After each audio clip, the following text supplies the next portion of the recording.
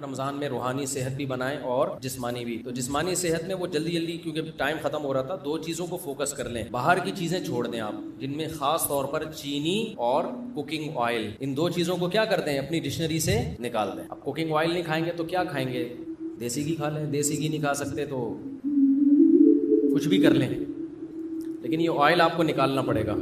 اور چینی بھی مارکیٹ سے کیا کرنی پڑے گی, شارٹ کرنی پڑے گی. تو اب یہ خود آپ نے پلاننگ کرنی ہے کیسے ہوگا, لیکن آپ کی زندگی بن جائے گی, اتنا سکون ملے گا نا. چند دن ٹینشن ہوگی آپ کو. دوسری بات یہ کہ روٹی چاول بھی کم کریں, کیونکہ روٹی میں بھی بہت زیادہ کارب ہوتا ہے, نشاستہ ہوتا ہے. آج کل کی روٹی یہ وہ روٹی نہیں ہے جو آپ کے ابا دادا کھایا کرتے تھے, یہ وہ والی گندم نہیں ہے. اس میں بہت زیادہ چینجنگ ہو چکی ہے. اب جو بیج گندم کا ہے نا, یہ وہ والا گندم نہیں ہے. پہلے گندم کی روٹی میں کارب کم ہوتا تھا اور دیگر چیزیں زیادہ ہوتی تھیں. اب وہ ایسا بنا دیا ہے کہ جیسے فارمی مرغی ہے نا, 6 مہینے میں سب کچھ, تو گندم بھی ایسا ہی ہے. پہلے اتنی بڑی بڑی گندم ہوا کرتی تھی, اتنے بڑے بڑے پودے, نکلنے میں ٹائم لگتا تھا. اب تو ٹھک ٹھک ٹھک کر کے گندم نکل رہے ہیں, اور اس میں کاربوہائیڈریٹ کا ریشو بہت زیادہ ہو گیا ہے. تو وہ بھی فیٹ ہی ہے, یعنی میٹھا ہی ہے, وہ اس سے موٹاپا آئے گا. چاول میں بھی ایسا ہی ہے. کم کریں, میں یہ نہیں کہہ رہا ختم کریں, کم کریں. تو جب آپ کم کریں گے تو پھر بڑھائیں کیا بھائی, آپ گوشت کھائیں زیادہ, گوشت کے پیسے نہیں ہیں تو یہ چاٹ ماٹ زیادہ کھا لیا کریں افطاری میں. چنے کی چاٹ ہو گئی, ان میں تھوڑا کارب کم ہے نا. لوبیا ہو گیا, لو بھیا کہتے ہیں نا, لو بھیا, تو لو بھیا, اب لوبیا کھا لو, آپ لوبیا کھا لو, سفید چنے کھا لو, اس کی چاٹ کھا لو, کالے چنے کی چاٹ کھا لو, اور اللہ بھلا کرے آپ کا انڈے منڈے کھا لو. یہ جو کیا کرو, کھجورے کھا لو. یہ جو ہے نا آپ کا حساب کتاب, چاول, روٹی اور چینی. چینی سے مراد چینی سے بنی ہوئی چیزیں. پتہ چلا آپ نے چینی چھوڑ دی, رسگلے کھا رہے ہو آپ, کہ چونکہ میں چینی نہیں کھاتا, تو رسگلہ تو چینی ہی ہے نا. تو یہ چند چیزیں آپ رمضان میں تھوڑا سا ان سے ایوائڈ کریں. دوبارہ بہت لمبا بیان ہو گیا تو مختصر کر کے بتا دیتا ہوں. روٹی چاول ختم نہیں کرنے, بلکہ کیا کرنا ہے, کم کرنے ہیں. نمبر 2, چینی کو کیا کرنا ہے, ختم کر دو چینی. نمبر 3, کوکنگ آئل نکال دو اپنی زندگی سے, خاص طور پہ رمضان میں تو نکالو نا. زیتون کا جو آئل آتا ہے نا, وہ پی لیا کرو, وہ نہیں ہوتا ایکسٹرا ورجن جو ہوتا ہے. اب وہ پینے میں وہ بھی پکا کے نہیں کھانا ہے, زیتون کا تیل پکا کے خراب ہو جاتا ہے. دیسی گھی پھر بھی تھوڑا بہت پکا سکتے ہیں, زیتون کا تیل نہیں پکا سکتے. تو یہ آپ نے رمضان میں چند کام کرنے, کوکنگ آئل کو نکال دیں, چینی کو نکال دیں, روٹی چاول کم کر دیں. پھر آپ نے کیا کھانا ہے بھائی, گوشت کی مقدار بڑھا دیں. آپ گوشت موش کھایا کرو, پھوڑا پھاڑا کرو, دیسی گھی ہے وہ کھا لیا کرو, اور اللہ بھلا کرے انڈے منڈے پھوڑ دیا کرو, انڈے بھی ہاف بوائل کر کے پھوڑو, اور اللہ بھلا کرے دودھ مودھ پی لیا کرو, وہ والا ڈبے والا نہیں, گائے پال کے والا. آپ کیا کریں, ایسی باتیں آپ بولو کہ پتہ نہیں کس زمانے میں لے کے جا رہے ہیں ہمیں, لیکن پھر بھی باہر ڈبے سے بہتر ہے دوسرا, اس میں بھی چینی ڈال کے نہیں ہے, ایسے ہی. اور اللہ بھلا کرے اس طرح کی چیزیں آپ چند اپنے خرچے پہ اگر کھا لیں تو آپ دیکھیں, کھجوریں کھا لیں تو انشاءاللہ صلو علی الحبیب ہو جائے گا. تھوڑے دنوں آپ خود بولو گے یار مفتی صاحب ہٹو بچوں ہو گیا. ٹینشن ہوگی چند دنوں تک, دماغ ایسے للچائے گا نا, جب کسی کو بریانیاں پھوڑتا ہوا دیکھو گے آپ کا دل چاہے گا میں کھا جاؤں بس. لیکن تھوڑے دنوں میں آپ کو جب اچھا کھانے کی عادت پڑ جائے گی تو پھر کیا ہوگا کہ آپ کو جب دماغی مینٹلی صحت, جسمانی صحت اچھی ہوگی نا, تو پھر آپ کو اچھی خوراکوں میں مزہ آنا شروع ہو جائے. کبھی کبھار پھوڑو بریانی تو کراچی کا ایک سوغات ہے, کون چھوڑ سکتا ہے کبھی کبھار. لیکن وہ جو بریانی آپ نے کبھی کبھار پھوڑنی ہے, وہ بھی ذرا اچھے ہوٹل والی بریانی ہو یا گھر کی بریانی. کیونکہ آج کل جو چاول آ رہے ہیں نا بریانی کے, وہ چاول بھی ایسے غلط قسم کے چاول آ رہے ہیں کہ وہ کھانے میں بڑے مزیدار ہوتے ہیں, پیٹ میں جا کے وہ پتھر بن جاتے ہیں. پالش ہوتی ہے ان چاولوں کے اوپر, سمجھتے ہو, تو پتہ نہیں کیا کیا آ رہا ہے یار. ابھی کیا کیا رونا روئے ہم بیٹھ کے. تو بہت ہی بربادی ہو رہی ہے. یہ میں میری فیلڈ میڈیکل سائنس نہیں ہے. آپ کہہ سکتے ہیں آپ کیوں یہ باتیں کر رہے ہیں. دیکھو میں ہسپتالوں میں بھی جاتا ہوں بیان کے لیے نا. ابھی میں گیا لاہور میں ایک ہاسپٹل میں, اس ہاسپٹل میں مریضوں کا فری میں علاج ہوتا ہے. جیسے انڈس ہاسپٹل ہے نا, بڑا اچھا معیاری ہاسپٹل ہے, فری میں کروڑوں روپے کا بجٹ ہے ان کا, اور سال کا اربوں میں پہنچتا ہے. وہ سارا بجٹ کون پورا کرتا ہے, پبلک. لوگوں کی زکاتیں ہیں, صدقہ ہے, خیرات ہے, ان سے مریضوں کا فری علاج ہوتا ہے انڈس ہاسپٹل میں. اسی طرح لاہور میں ہے الحجاز ہاسپٹل, وہ بھی فری علاج ہوتا ہے وہاں. تاجر بڑے ایماندار وہاں کے. میں گیا, میں نے وہاں جا کے ایک چیز دیکھی, ڈائلسس کے جو پیشنٹ ہیں اس میں گیا, لائن سے لوگ لیٹے ہوئے ہیں, جوان آدمی گردے گواں بیٹھے ہیں اپنے. شوگر کے پیشنٹ کو دیکھیں گے, ینگ لڑکے 35 سال 40 سال شوگر کے پیشنٹ. ہارٹ کے پیشنٹ کو آپ دیکھیں گے, ینگ لوگ, جوان لوگ ہارٹ پیشنٹ, کروڑوں روپے کا لوگوں کا سرمایہ زکاتوں کا ان مریضوں کے علاج پہ خرچ ہو رہا ہے. انشاءاللہ ثواب ملے گا, اچھی بات ہے, علاج ہونا چاہیے بھائی. گورنمنٹ اپنی ذمہ داری پوری نہیں کرتی, چلو عوام. لیکن میں نے وہاں مینجمنٹ سے کہا کہ اتنے کروڑوں روپے لوگوں کے ان لوگوں کے علاج پہ خرچ ہو رہے ہیں, تو کچھ سرمایہ آپ وقف کریں لوگوں کو اویئر کرنے کے لیے کہ بھائی ڈائلسس کے پیشنٹ بنتے کیوں ہو, ایسے کام کیا کر رہے ہو کہ 40 سال کی عمر میں تمہارے گردے جواب دے گئے ہیں, تو کچھ پیسہ اس پہ بھی تو خرچ ہونا چاہیے. ابھی پھر مجھے غصہ آنا شروع ہو رہا ہے, تاکہ قوم کا یہ پیسہ کسی اور جگہ استعمال ہو نا. دیکھو دوبارہ سے, ابھی سمجھ میں نہیں آیا, آپ کے پاس 4 لاکھ روپے ہیں, آپ نے کسی غریب پہ خرچ کرنے ہیں, کسی مستحق پہ. 4 آدمی ایسے نکلے جو برگر کھا کے, پیزے پھوڑ کے, اور کولڈ ڈرنک پی کے, سگریٹیں پی کے, چرس پی کے, اور بالکل نیچر کے خلاف لائف اسٹائل اختیار کر کے چاروں پیشنٹ بن گئے شوگر کے اور گردوں کے. ٹھیک ہے نا, وہ چاروں کس کے پیشنٹ بن گئے؟ شوگر اور گردوں کے. آپ نے 4 لاکھ روپے ان کے علاج پہ لگا دیے. ٹھیک ہے, آپ کو نیت کا ثواب ملے گا انشاءاللہ. لیکن عقل مند آپ کو مشورہ دے گا کہ یار یہ جو 4 آدمی پیزے پھوڑ رہے ہیں اور صبح و شام بوتلیں چڑھا رہے ہیں, پان گٹکے کھا رہے ہیں, سگریٹیں پھونک رہے ہیں, ان کا بے تحاشا پیسہ ان فضول چیزوں پہ خرچ ہو رہا ہے, تو آپ کو اللہ نے 4 لاکھ روپے دیے ہیں. اس سے پہلے کہ یہ مریض بنے, آپ 1 لاکھ روپے اس پہ خرچ کر دو کہ یہ انسان کے بچے بن جائیں. وہ 1 لاکھ میں بن جائیں گے. 1 لاکھ روپے میں آپ کیا کرو, ایک ورک شاپ کرواؤ, یا یوٹیوب کا کوئی چینل خرید لو, اس پہ لوگوں کو اویئر کرو, یا کسی مشہور آدمی کا سے ایک ڈاکومنٹری بنوا لو, تاکہ جو مشہور لوگ ہوتے ہیں ان کی بات پھیلتی جلدی ہے, جس میں ان کو پیزے برگر کے نقصانات, کولڈ ڈرنک کے نقصانات, پان گٹکے کے نقصانات, چرس اور فضول چیزوں کے نقصانات بتائے جائے. تو 1 لاکھ روپے میں ان کی کھوپڑی میں یہ بات بیٹھ جائے گی کہ ہمیں یہ فضول چیزیں نہیں کھانی چاہیے. کھانے کی چیزیں ہمارے کیا ہیں؟ کھجور کھاؤ میرے بھائی, شہد کھاؤ, اور اللہ بھلا کرے آپ کا, تھوڑا روٹی چاول پہ کنٹرول کرو, تھوڑا کم کھاؤ, ایکسرسائز کرو, ورزش کا بہت بڑا دخل ہے, روزے رکھو. وہ 1 لاکھ میں کیا ہوگا کہ قوم کا بہت بڑا سرمایہ بھی بچ جائے گا اور لوگ ڈائلسس پیشنٹ بنیں گے ہی نہیں. اب سمجھ میں آیا میں کیا کہنا چاہ رہا ہوں؟ تو دیکھو, غریب کی خدمت صرف یہ نہیں ہے کہ جو ڈائلسس پیشنٹ ہیں یا شوگر کے پیشنٹ ہیں یا جو ہارٹ پیشنٹ ہیں, زکاتوں سے ان کا علاج کراؤ. اس سے بڑی خدمت یہ ہے کہ آپ پہلے سے ان کو گائیڈ کرو, اویئر کرو, تاکہ وہ ایسے پیشنٹ بنے ہی نہیں. اب آئی سمجھ میں بات کی نہیں آئی؟ تو یہ بھی مذہب کا ٹاپک ہے یا نہیں ہے؟ میں آپ کو ترغیب دوں کہ ڈائلسس کے پیشنٹ پہ آپ زکاتیں خرچ کریں, آپ کو بہت ثواب ملے گا. ٹھیک ہے, یہ بھی میرا موضوع ہے. اس سے زیادہ میں اس کو فوکس نہیں کروں کہ یار لوگوں کو اویئر کرو تاکہ وہ ڈائلسس پہ جائیں نہیں نا, گردے بچا کے رکھیں اپنے. لیکن کوئی مولوی اس پہ بات کرے گا تو لوگ کہیں گے یار ہم سے نماز روزہ سننے کے لیے آئے اور یہ کیسی باتیں کر رہے ہیں. تو بھائی بات وہی کر رہا ہے, زکات کا مقصد غریبوں کی مدد ہے یا نہیں ہے؟ تو غریبوں کی مدد اس زکات دینے میں اتنی نہیں ہے جتنا ان سے کولڈ ڈرنک, پان گٹکے اور سگریٹ چھڑوانے میں ہے. اور یہ تو صرف غریبوں کی نہیں, امیروں کی بھی مدد ہے. جب بستر پہ لیٹو گے نا جا کے, امیر ہو یا غریب, دن میں تارے نظر آ جائیں گے جب آپ ڈائلسس شروع ہوگا آپ کا. اللہ بچائے سب کو. ایک بیماری وہ ہوتی ہے جو قدرت کی طرف سے ہو, وہ پیغمبروں کو بھی ہوتی ہے. پیغمبروں کو بیماریاں کسی بد پرہیزی کی وجہ سے نہیں ہوتی, وہ قدرت کی طرف سے ہوتی ہے. جیسے کہ ابراہیم علیہ السلام نے فرمایا وَإِذَا مَرِضْتُ فَهُوَ يَشْفِينِ, جب میں بیمار ہوتا ہوں تو میرا اللہ مجھے شفا دیتا ہے. تو کیا آپ سمجھتے ہیں کہ ابراہیم علیہ السلام معاذ اللہ اپنی کسی کوتاہی کی وجہ سے بیمار ہوتے ہوں گے, بد پرہیزی کی وجہ سے؟ نا نا نا, وہ قدرت کی طرف سے. وائرل پھیلتا ہے, ابھی کراچی میں پھیلا ہوا ہے نا, سب کے گلے خراب, سب بخار میں. تو یہ ویسے ہی ہے, یہ آپ اچھا بھی کھا لیں تو بھی ہوگا, کیونکہ اس کا تعلق گٹر کے ڈھکنوں سے ہے, اس کا آپ کی خوراک سے نہیں, اور ڈھکن ہمارے قابو میں نہیں ہے. جب تک گٹروں کے ڈھکن کھلے رہیں گے وہاں سے مختلف چیزیں پھیلتی رہیں گی. سمجھتے ہو؟ اور یہ شکر ہے گٹر میں ڈھکن نہیں ہے, کیونکہ اگر ڈھکن ہوتے نا تو جس دن ہٹتا اسی دن سارے ایک دم وائرس نکل کے آ جاتے. ابھی آہستہ آہستہ تھوڑے تھوڑے نکل کے پھیلتے رہتے ہیں, اس کا کراچی میں فائدہ ہو رہا ہے. تو ایک بیماری وہ ہوتی ہے جو کس کی طرف سے ہو, قدرت کی. وہ کچھ بھی ہو سکتا ہے بھائی, وہ بزرگوں کو بھی ہوتی ہے, وہ پیغمبروں کو بھی ہوتی ہے. آج کل جو زیادہ تر بیماریاں ہیں وہ آپ کی اپنی حماقتوں کی وجہ سے ہو رہی ہیں. آپ اپنے باپ دادا کو دیکھو یار, 90 سال 95 سال 85 سال, ہم تو جنازے دادیوں نانیوں کے, دادوں نانوں کے پڑھتے تھے. اب تو کسی دادی کا دادے کا جنازہ ہی نہیں آ رہا. 60 سال 65 سال, 60 سال 65 سال, 60 سال 65 سال.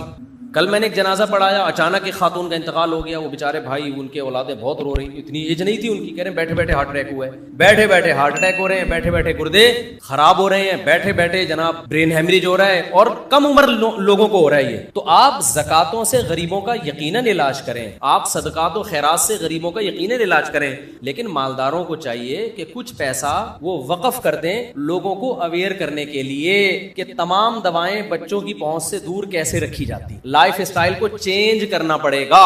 اس کے لیے ہمارے ہاں نہ حکومتی سطح پہ کوئی محنت ہو رہی ہے, نہ ڈاکٹر حضرات اس پہ کوئی لوگوں کو اویئر کر رہے ہیں. چند ڈاکٹروں کے علاوہ ڈاکٹر صاحب بھی کلینک کھول کے بیٹھے ہوتے ہیں, انجیکشن ہاتھ میں لے کے بیٹھے ہوتے ہیں, جو آ رہا ہے بخار آ رہا ہے ٹھوک دیا ٹیکا, دوسرا آیا ٹھوک دیا ٹیکا, اس کو میڈیسن لکھ کے دے دی, نوٹ بھی مل رہے ہیں, چھپ رہے ہیں. ٹھیک ہے, ہم اس کو, وہ آپ کی فیلڈ ہے, آپ زیادہ بہتر جانتے ہیں, لیکن ڈاکٹروں کو چاہیے کہ بھائی لوگوں کو آپ باقاعدہ ورک شاپ کروائیے, جو سنجیدہ ماہر ڈاکٹر ہیں, جو ایکسپرٹ ہیں. ورنہ ڈاکٹروں میں بھی ہر طرح کے ہیں, منجن بیچنے والے بھی بہت سارے ہیں, ایسا نہ وہ ورک شاپ کے نام پہ پتہ نہیں کیا کروا دیں. جو ایکسپرٹ ڈاکٹر ہیں, جن کی ریسرچ ہے, جن کی تحقیق ہے, جن کا تجربہ ہے, ان کو چاہیے کہ لوگوں کو اویئر کریں, لوگوں کو بتائیں کہ یہ کیا جو آپ کھا رہے ہو, اس سے ہسپتالوں کی ڈاکومنٹری بناؤ. میرا ارادہ ہو رہا ہے میں ڈاکومنٹری بناؤں گا ہسپتالوں کی جا کے, کہ یہ دیکھو 35 سال کا نوجوان, گٹکے کی وجہ سے اس کے منہ کا حال دیکھو آپ, منہ کا کٹا ہوا ہے منہ اس کا. کیونکہ میرے پاس جب گٹکا کھانے والا آتا ہے نا, میں اس کو کہتا ہوں منہ کا کینسر ہوتا ہے, اس سے اس کو ڈر نہیں لگتا جب تک کوئی کینسر کا پیشنٹ اس کو دکھایا نہ جائے. پھر مٹھائی کا ڈبہ لے آیا, اچھا دیسی گھی, بڑی نوازش آپ کی, اللہ بہت جزائے خیر دے. دیکھو میرے پاس دیسی گھی آتا ہے, پھر بھی میں کر سکتا. اچھا آپ بیٹھے تو صحیح نا, بیٹھے تو صحیح نا, پھر ملتے ہیں آپ سے. میرے پاس اتنی مٹھائیوں کے ڈبے آتے ہیں نا, جو آ رہا ہے گفٹ میں مٹھائی کا ڈبہ.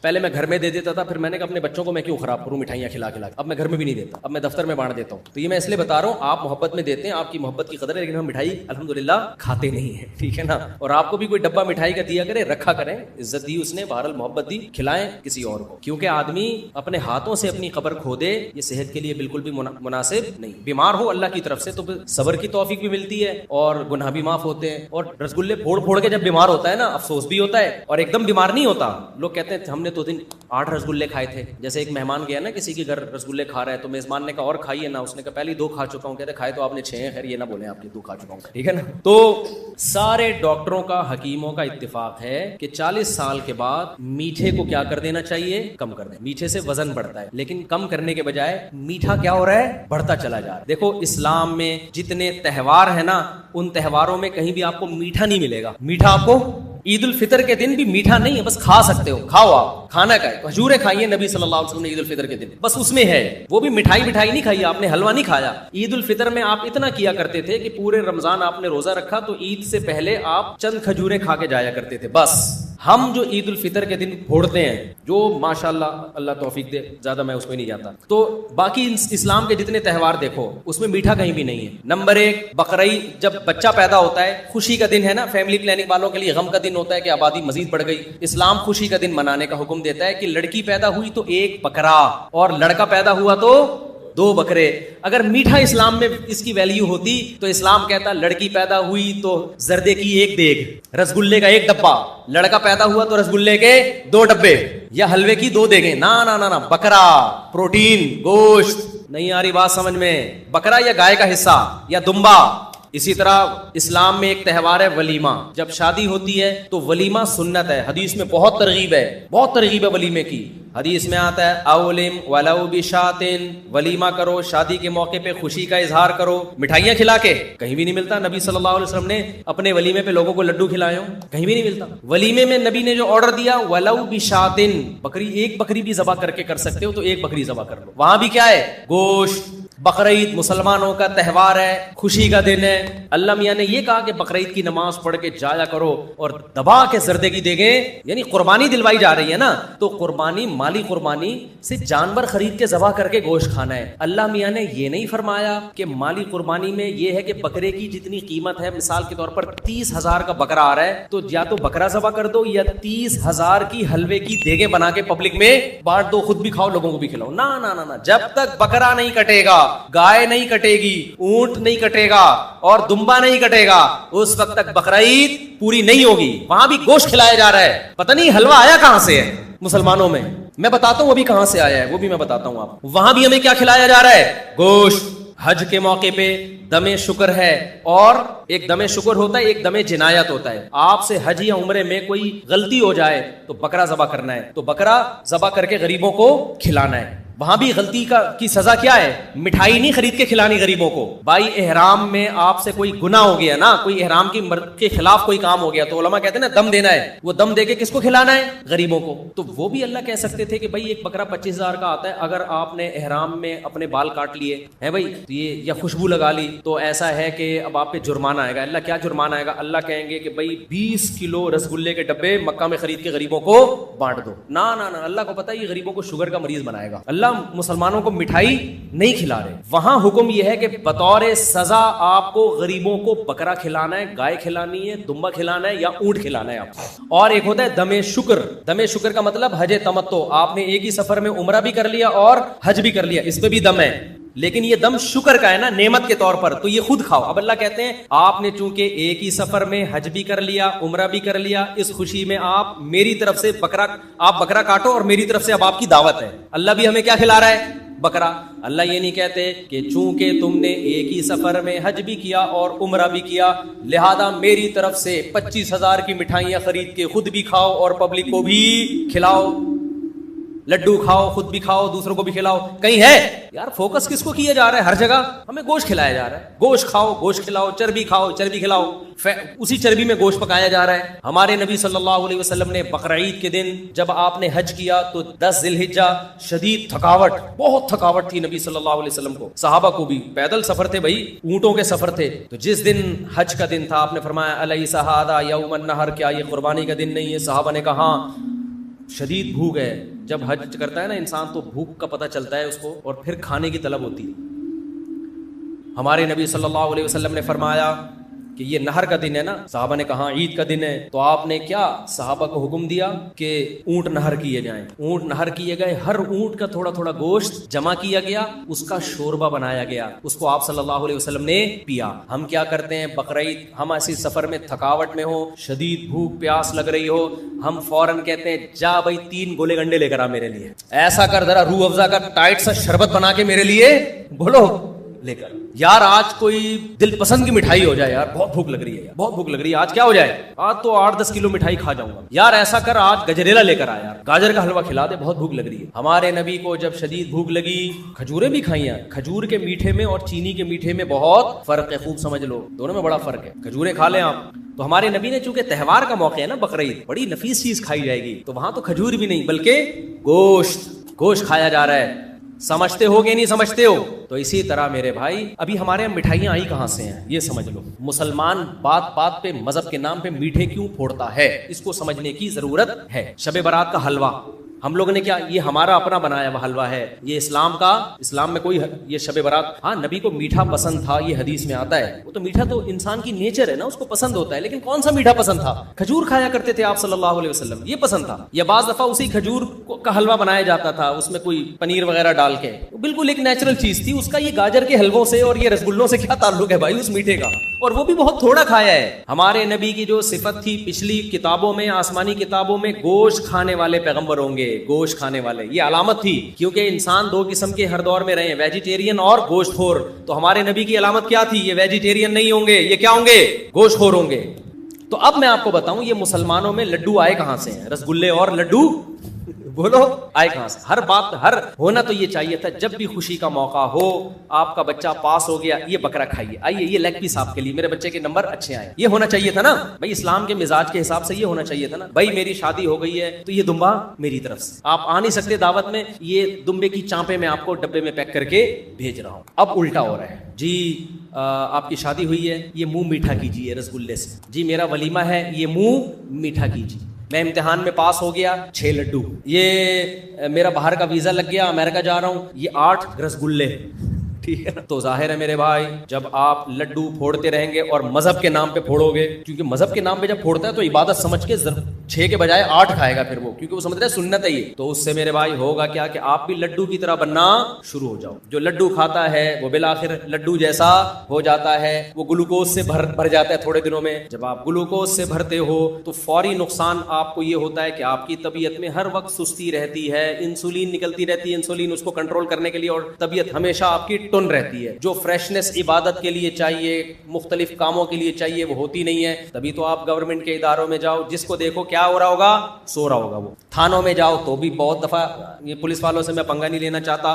خیر, تو آپ کہیں بھی جاؤ, جتنے بھی بڑے اداروں میں جاؤ, آپ کو لوگ اکثر سوتے ہوئے نظر آئیں گے. گھر میں آپ دیکھو بیگم صاحبہ 1:45 بجے اٹھ کے ناشتہ کر رہی ہیں دوپہر کو. سب کے گھروں میں یہی ہو رہا ہے, کراچی میں تو یہی ہے. سو رہے ہیں تو اٹھا ہی نہیں جا رہا. کیوں؟ میٹھا کھا کھا کے خود رسگلہ بن چکے ہیں. ہمارے نبی ہم کو کھلا رہے ہیں گوشت کھاؤ, ٹھیک ہے, گوشت کھانے سے نیند نہیں آتی, اتنی نیند نہیں آتی جتنی یہ میٹھے پھوڑنے سے آتی. تو اسلام کے جتنے تہوار ہیں اس میں ہمیں گوشت کھلایا جا رہا ہے. اسلام میں نبی صلی اللہ علیہ وسلم کی جو علامت بیان کی, ہاں میں بتا رہا تھا میٹھا آیا کہاں سے ہے یہ سمجھو. دیکھو ہندو گوشت نہیں کھاتے, ہندو گوشت نہیں کھاتے, لہذا ان کے پاس گوشت کا آلٹرنیٹ کیا ہے. اب اللہ نے جو لذت گوشت میں رکھی ہے نا کھانوں میں, وہ کسی اور چیز میں نہیں رکھی. گوشت کی بریانی, گوشت کی نہاری, یہ سارے مزے کے کھانے کس کے ہوتے ہیں؟ تو ہندوؤں کے جو پنڈت لوگ تھے انہوں نے گوشت چھڑوا دیا اپنی قوم سے مذہب کے نام پہ. اب ان کو کھانوں میں لذت پیدا کرنے کے لیے کچھ تو نیا لانا تھا نا. تو اب ان کے تبھی یہ جو ہندوستان میں کھانے پینے کی جو